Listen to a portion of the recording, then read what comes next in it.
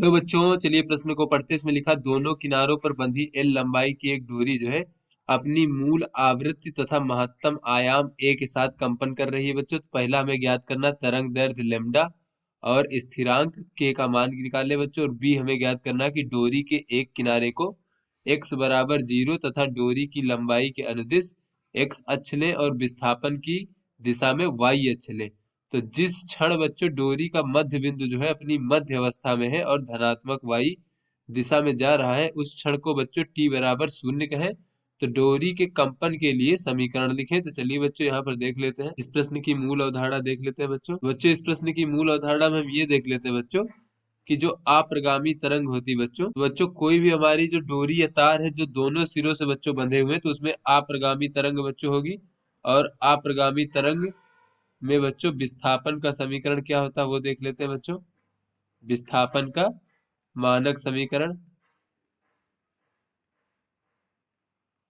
बच्चों ये हमारा होता है y बराबर a साइन के एक्स और कास ओमेगा टी ऋण फाई।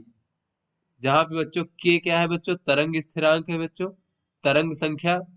और बच्चों ये ओमेगा क्या है बच्चों, ओमेगा बराबर होता है हमारा 2 पाई न्यू। न्यू बच्चों क्या है, आवृत्ति है। और बच्चों ये तरंग संख्या के बराबर होता है 2 पाई भागे लेमडा। लेमडा क्या है बच्चों, तरंग दैर्ध्य है। और ए क्या है बच्चों, तरंग का महत्तम आयाम है बच्चों। तो चलिए बच्चों यहां से देख लेते हैं कि बच्चों तरंग की चाल v बराबर क्या होता है। तरंग की चाल v बराबर होता है बच्चों न्यू गुणे लेमडा। जहां पे बच्चों न्यू क्या है, न्यू बच्चों आवृत्ति है और लेमडा तरंग दैर्ध्य है। तो चलिए बच्चों अपने प्रश्न को अब हल करते हैं। तो बच्चों इस प्रश्न में कहा जा रहा है कि दोनों किनारों पर एल लंबाई की बंधी एक डोरी जो है अपनी मूल आवृत्ति तथा महत्तम आयाम ए के साथ कंपन कर रहा है बच्चों।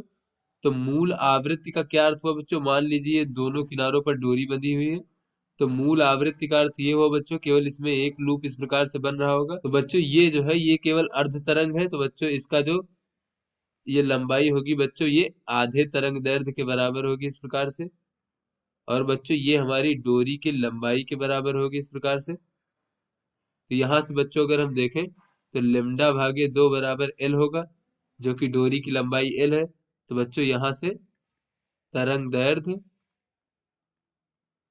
बच्चों ये हमारा ए विकल्प है। तो बच्चों ये तरंग दैर्ध्य लेमडा बराबर यहाँ से हमें ज्ञात हो जाएगा 2 गुणे एल। उसके बाद बच्चों इसमें कहा जा रहा है कि तरंग दैर्ध्य लेमडा तथा स्थिरांक के का मान निकाले बच्चों। तो के का मान होता है 2 पाई भागे लेमडा। तो यहाँ से बच्चों स्थिरांक के बराबर होता है बच्चों 2 पाई भागे लेमडा। और लेमडा का मान बच्चों 2 एल है। तो ये हो जाएगा 2 पाई भागे 2 एल। तो बच्चों यहाँ से के का मान हमें प्राप्त हो जाएगा पाई भागे एल। उसके बाद बच्चों अपना बी भाग देख लेते हैं प्रश्न का। तो ये कह रहा है डोरी के एक किनारे को x बराबर 0 माने तथा डोरी की लंबाई के अनुदिश x अक्ष ले, तो विस्थापन की दिशा में y अक्ष ले बच्चों। तो ऐसे में इसका जो बच्चों डोरी के कंपन के लिए समीकरण होगा, तो बच्चों ये हमारा मानक समीकरण होता है। देख लेते हैं बच्चों,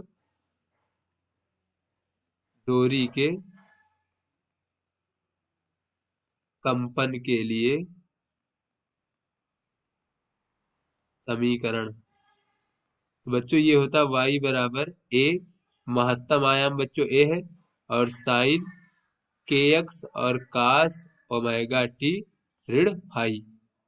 तो यहां से बच्चों कहा जा रहा है प्रश्न में कि जिस क्षण डोरी का मध्य बिंदु जो है वो अपनी मध्य अवस्था में है और धनात्मक वाई दिशा में जा रहा है बच्चों, तो उस क्षण को t बराबर 0 कहें। तो यहाँ पर बच्चों अगर हम देखें तो बच्चों ये हमारे बच्चों कहा जा रहा है कि डोरी के एक सिरे को बच्चों x बराबर 0 माने यहाँ पर, और विस्थापन की दिशा को बच्चों y माने इस प्रकार से।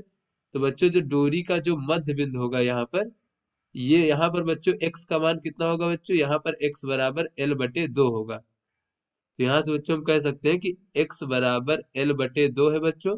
और डोरी अभी अपनी मध्य अवस्था में है, यानी कि y बराबर 0 बच्चों। और इस समय को बच्चों 0 मानने को कहा गया है बच्चों। तो इन तीनों को मान अगर हम इस समीकरण में रख दें तो बच्चों ये y बराबर 0 हो जाएगा और ये हो जाएगा a साइन के, और बच्चों ये x का मान बच्चों L/2 हो जाएगा। फिर बच्चों cos ओमेगा और गुणे बच्चों t का मान 0 और ऋण फाई। तो यहाँ से बच्चों अगर हम देखें तो k का मान बच्चों π/L हमने ज्ञात किया था बच्चों, ये हो जाएगा a साइन π/L, तो L से L कट जाएगा बच्चों, तो ये हो जाएगा π/2, और ये हो जाएगा बच्चों हमारा cos ऋण फाई जो है बच्चों, उसे हम फाई भी लिख सकते हैं इस प्रकार से, क्योंकि cos माइनस थीटा बराबर बच्चों cos थीटा होता है। तो यहाँ से अगर हम देखें बच्चों, साइन π/2 का मान 1 होता है। तो यहाँ से बच्चों हमें दिख रहा है कि cos फाई बराबर हम 0 कह सकते हैं बच्चों। तो यहाँ से हमें फाई का मान प्राप्त हो जाएगा π/2। बच्चों फाई का मान अगर हम समीकरण 1 में रख दें बच्चों, ये y बराबर हो जाएगा a साइन, और बच्चों k का मान रख देते हैं तो ये हो जाएगा π/L, तो ये हो जाएगा बच्चों πx/L इस प्रकार से। फिर बच्चों cos ओमेगा t और ऋण बच्चों π/2। तो बच्चों ये अगर हम इसमें से माइनस कॉमन ले लें बच्चों, तो ये cos माइनस थीटा बच्चों cos थीटा होगा, और cos π/2 माइनस थीटा बच्चों होता है साइन थीटा। यहाँ से बच्चों हम कह सकते हैं a साइन πx/L, और ये बच्चों हमारा साइन ओमेगा टी के बराबर हो जाएगा। और ओमेगा टी जो होता है बच्चों, उसको हम कह सकते हैं 2 न्यू। तो बच्चों ये हो जाएगा a साइन πx/L और साइन का 2 न्यू टी, जहां पे बच्चों न्यू क्या है, न्यू हमारी आवृत्ति है। तो इस प्रकार से बच्चों ये हमारा कंपन का समीकरण हो गया बच्चों इस प्रकार से। यहाँ पे बच्चों न्यू क्या है बच्चों, ये हमारी कंपन की आवृत्ति है बच्चों, और इसका मान कितना होता है बच्चों, ये होता है दोनों सिरों से जो बंधी डोरी होती है उसमें बच्चों होता है v बच्चों हमारी तरंग की चाल है, तरंग की चाल भागे 2L। L क्या है बच्चों, डोरी की लंबाई। तो आशा करते हैं बच्चों ये आपको समझ में आ गया होगा। धन्यवाद।